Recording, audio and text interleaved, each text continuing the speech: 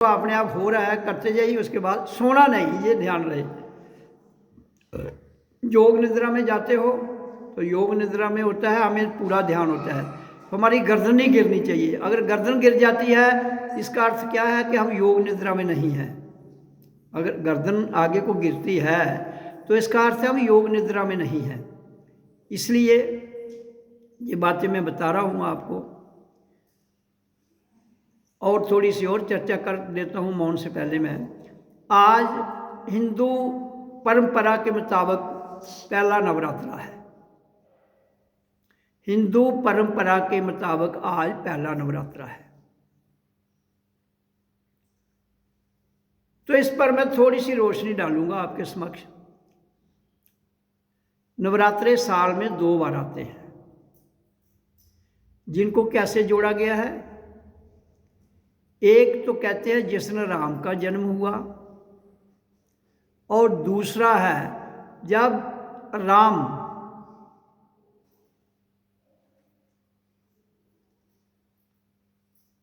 रावण को हराकर वापस अयोध्या में आए तो उसने दीपमाला की गई।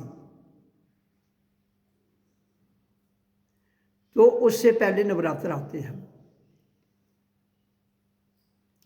लेकिन याद रखना आप इसको, ये परंपरा है, सत्य नहीं है। ये क्या है? एक परंपरा, ये सत्य नहीं है। इसलिए परंपरा कैसे शुरू होती है मैं इसके बारे में आपको चर्चा में बताता हूँ। परंपरा क्या है और शुरू कैसे होती है। जैसे हर संप्रदाय की, हिंदू मत, मुसलमान संप्रदाय, ईसाई संप्रदाय, सिख संप्रदाय और बुद्ध मत संप्रदाय, इन सब की अपनी अपनी परंपराएं हैं। परंपरा का अर्थ होता है जब किसी बच्चे को स्कूल में भेजना होता है ना, हमने उसको थैला दिया जाता है, उसको किताबें दी जाती हैं, उसको साथ में खाना डाल दिया जाता है, फिर उसको थोड़ा उसकी ओर लालच देकर चलाया जाता है। अगर वो बच्चा केवल लालच तक सीमित रह जाए, थैले तक सीमित रह जाए, किताबों तक सीमित रह जाए, तो वो उसको कहते हैं परंपरा। प्रथा, पहले प्रथा होती है, फिर वो प्रथा परंपरा में बदल जाती है। तो जब हम प्रथा को परंपरा में तब्दील कर देते हैं, फिर वो हमारे भीतर इस तरह अपना स्थान बना लेती है कि वो परंपरा छूटती नहीं। लेकिन जब ये परंपरा बनाई जाती है किसी के नाम के साथ जोड़कर, किसी धर्म का कोई विशेष व्यक्ति हो उसके नाम से जोड़कर, तो उसका अर्थ ये नहीं कि उस परंपरा को आप सत्य मान लें। वो सत्य नहीं है, ना प्रथा सत्य है ना परंपरा सत्य है। लेकिन होता क्या है, समय की धारा में पीढ़ी दर पीढ़ी वो परंपरा हमारे भीतर घुसती जाती है और पक्की हो जाती है। जैसे हिंदुओं में नवरात्र, दीपावली और त्यौहार, मुसलमानों में ईद, जमात उल विदा और कोई शब्बे कादर, ऐसे जैसे ये सब परंपराएं हैं। सिखों में अपनी परंपराएं, बुद्ध मत की अपनी परंपराएं, कबीर पंथ की अपनी परंपराएं। तो जितने ये मत और पंथ हैं इनकी परंपराएं शुरू हो गई। बेसिकली परंपरा सत्य नहीं है। तो ये अगर जीते जी परंपरा छूट जाए, जीते जी परंपरा प्रथा छूट जाए, तो हम सत्य की ओर जा सकते हैं। हमारे पास ऑप्शन है। सत्य क्या है उसे जानने का, और वो सत्य क्या है? प्रथा, परंपरा और जो हम बोलते हैं, जो हम सुनते हैं, जो हम जानते हैं, उससे परे चले जाएं। वो क्या है? मौन। मौन ही परमात्मा है, मौन ही शांत है, मौन ही आनंद है, मौन ही अल्टीमेट सत्य है। इसलिए आज से यहाँ 2 घंटे का ये समय होता है हमारा सत्संग का, जिसमें 1.5 घंटा मौन रहेगा, उसके बाद आधा घंटा सत्संग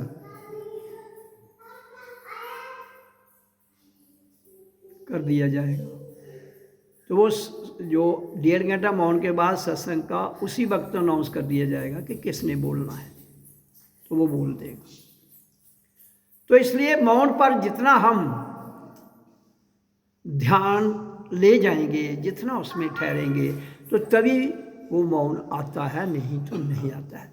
तो उसके लिए अभ्यास, अब नवरात्र है, आज शुरू हो गए हैं, तो कम से कम 9 दिन आप मौन बैठिए, कोशिश कीजिए। इधर आकर बैठिए 2 घंटे, नहीं इधर बैठ सकते हो घर में 9 दिन जितना मौन रह सकते हो वो रहिए। नवरात्र आते कब हैं? जा तो आएंगे अक्टूबर में, जाएंगे मार्च एंडिंग और अप्रैल में। इनको अगर आप, नवरात्रे नॉर्थ में मनाए जाते हैं, तो नॉर्थ की जो ऋतु है, जो मौसम है, वो इन 6 महीने के बाद मौसम इतना अच्छा होता है। एक तो इंसान को ये ड्राई स्पेल होता है थोड़ा सा, इधर भी दोनों बार। तो ड्राई स्पेल में क्या होता है, जो गीली चीज़ें हैं वो कम हो जाती हैं, और ड्राई स्पेल में हमारा ध्यान आसानी से लगता है। और इन दिनों में हवा भी अच्छी होती है, ना गर्मी होती है ना ठंड होती है, तो मौसम प्लेजेंट होता है। तो ये मौसम के आधार पर भी हम इसको परंपरा से जोड़ सकते हैं।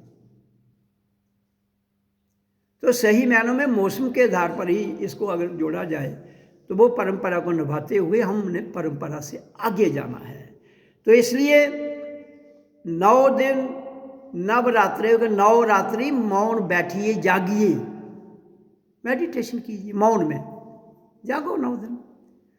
आश्रम में आ सकते हो, इधर आ जाइए, कोशिश करो आश्रम में आओ।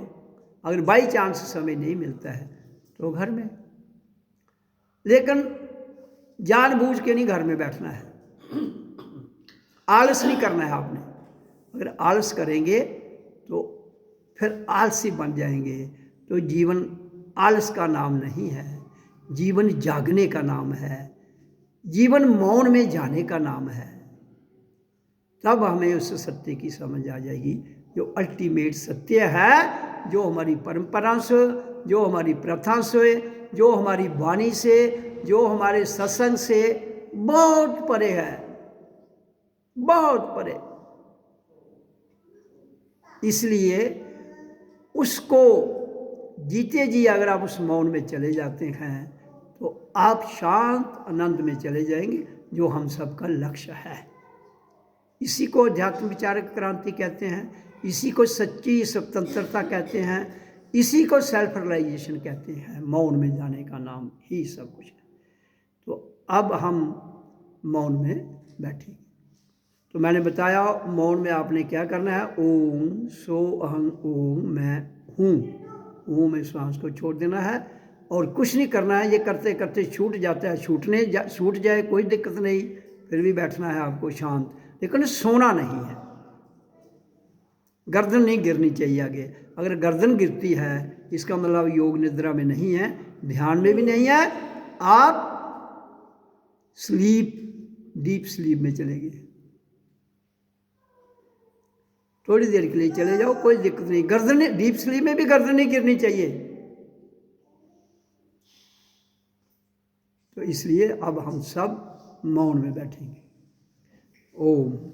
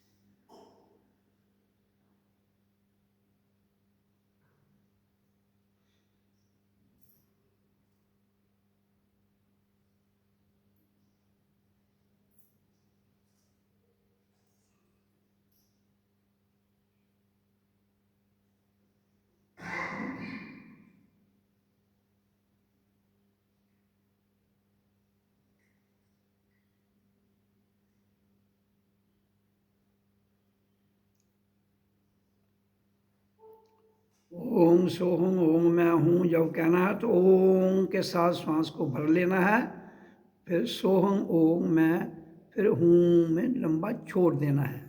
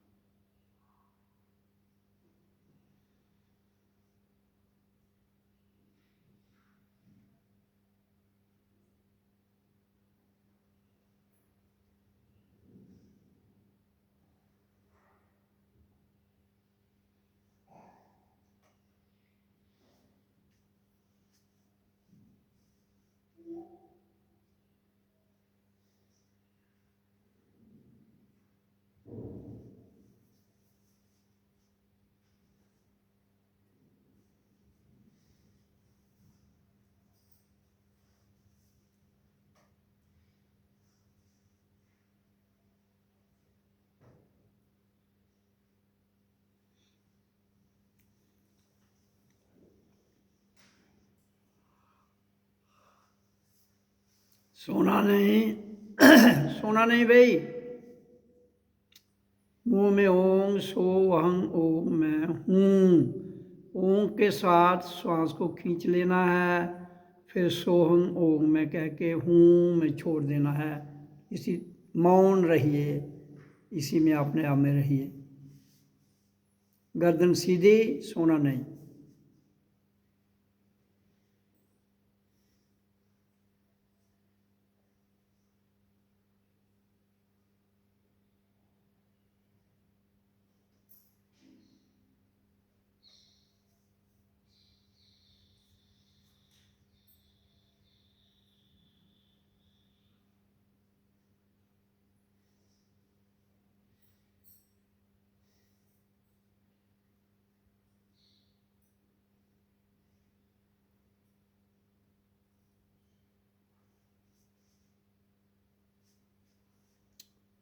जीते जी मौन में जाने का नाम ही मोक्ष है।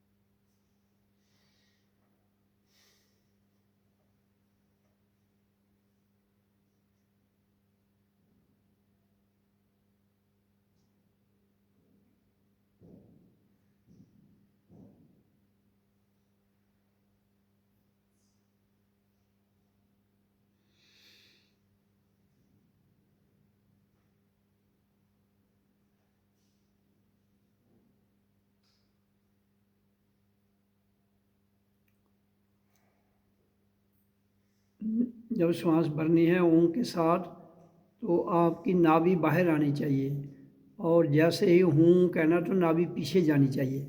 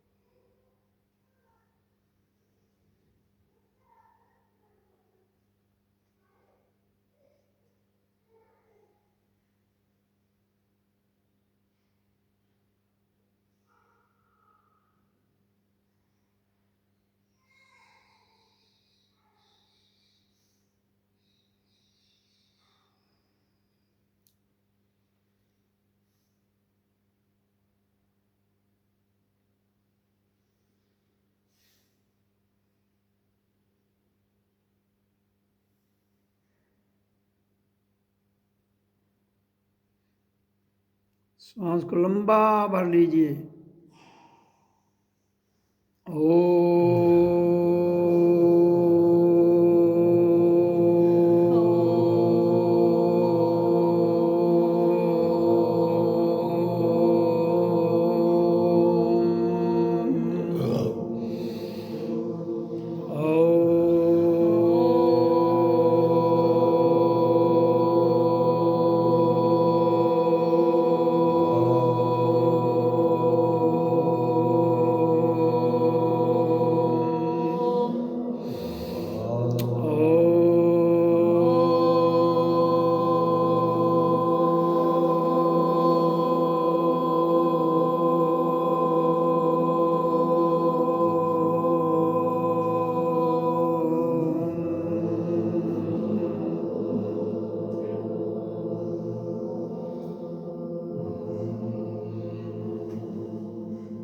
और फिर शांत हो जाइए। अब कुछ नहीं कहना है, मौन। श्वास ना खींचनी ना छोड़नी, आ रही है जा रही है, उसी से मौन में जाओगे। और ध्यान भ्रिकुटी पर, रीढ़ की हड्डी सीधी, गर्दन भी सीधी। रिलैक्स, शांत, अपने आप को महसूस करो जैसे मैं किसी ऐसे आनंद में मस्त हो रहा हूँ। शरीर को ढीला छोड़ देना है, ध्यान भ्रिकुटी इसके ऊपर, और श्वास नाक से आ रही है उसको महसूस करते रहो और रिलैक्स होके बैठे रहिए, पर सोना नहीं है। आंखें खुली रखो या बंद, आपकी अपनी इच्छा।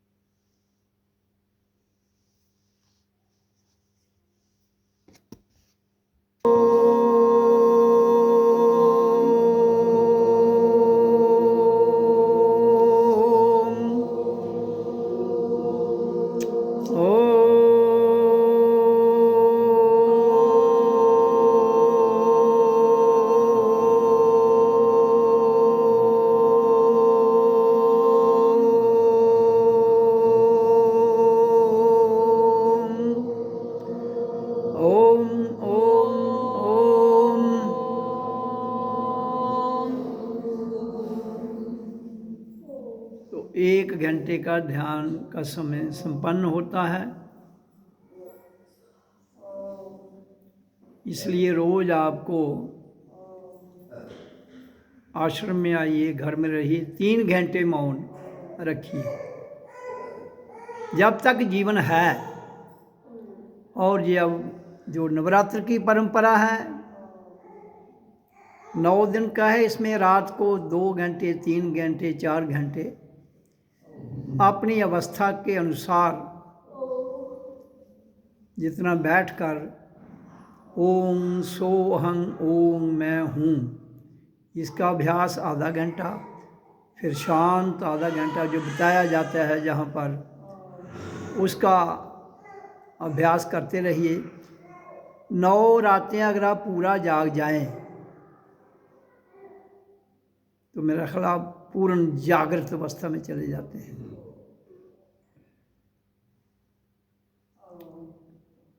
और जीवन में हर समस्या का समाधान क्या है? मौन। जीवन के रहते हुए हमारी हर समस्या का, कोई भी दुनिया में इंसान हो, उसका समाधान है मौन। आपके अंदर विचार उठता है, मौन हो जाइए, भीतर अपने आप को पूछिए। आपके अंदर कोई प्लानिंग उठती है, मौन हो जाइए, भीतर अपने आप से पूछिए, किसी और से पूछने की जरूरत नहीं है। कोई विचार उठता है, किसी के प्रति राग द्वेष उठता है, अपने को पूछिए क्यों उठ रहा है, उसका जवाब है मौन। साधना, अभ्यास, सत्संग, चर्चा और भी संसार में जो परंपरा, उन सब का समाधान उत्तर है मौन। और मौन खुद में, मौन खुद में, दूसरों में नहीं। दूसरों में मौन ढूंढने का प्रयास करोगे तो मन आगे आएगा, बुद्धि आगे आएगी, विचार आगे आएंगे, आपके पुराने गुजरे हुए समय के वृत्तांत सामने आएंगे, तो आप फिर बिछड़ जाओगे। किससे? सच से, हमेशा के लिए, हमेशा के लिए। सच का नाम मौन है। कोई दुनिया की साधना, कोई तपस्या अल्टीमेट अगर मौन में नहीं जाती है तो सच का समझ कभी नहीं आ जाती है।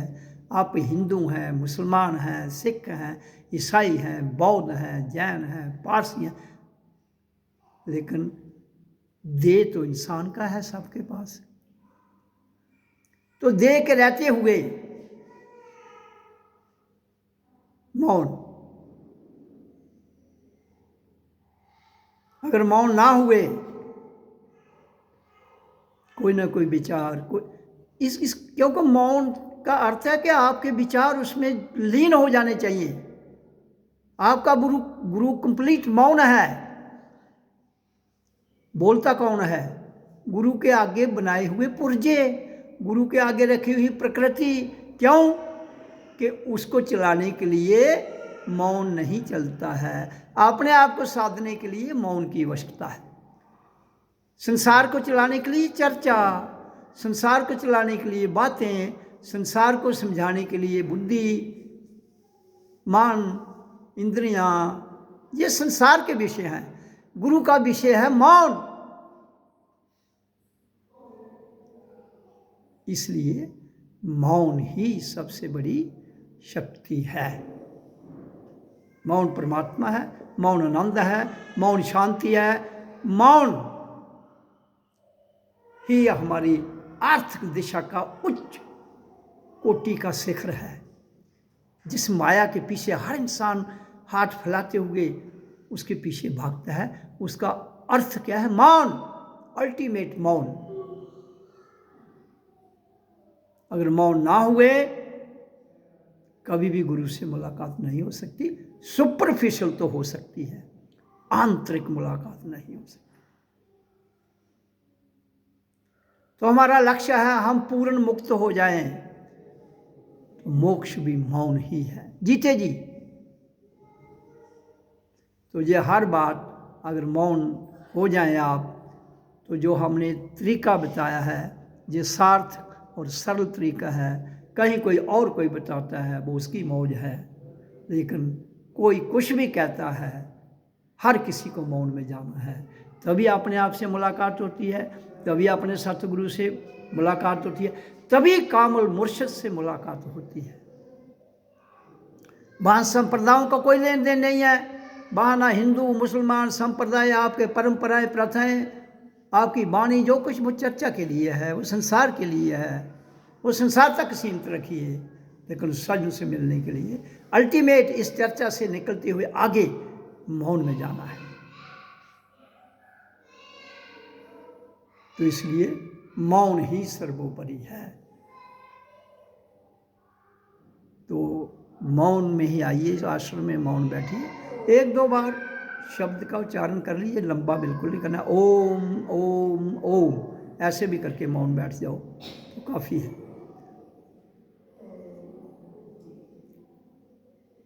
तो मैंने कहा था मैं इतना ही कहूँगा।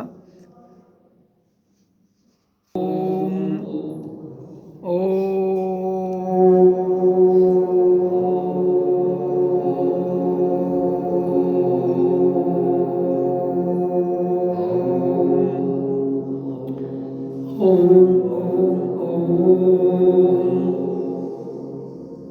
तो आज का सत्संग आपने मौन पर सुना, सेवा सिमरन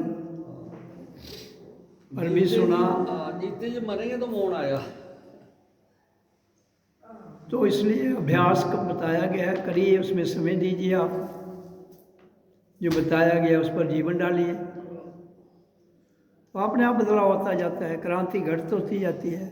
अल्टीमेट हम अपनी ओर चलते चलते एक दिन मौन में चले जाएंगे। खत्म हो जाती है। हाँ, ओम ओम उसकी तो होगी ना, जो करेगा उसकी तो हो जाएगी, बाकी की नहीं होगी, खत्म तो उसी की होगी। हाँ, इंडिविजुअल है सारा, जो आपका व्यक्तिगत मामला है ना, इसलिए चलते जाइए।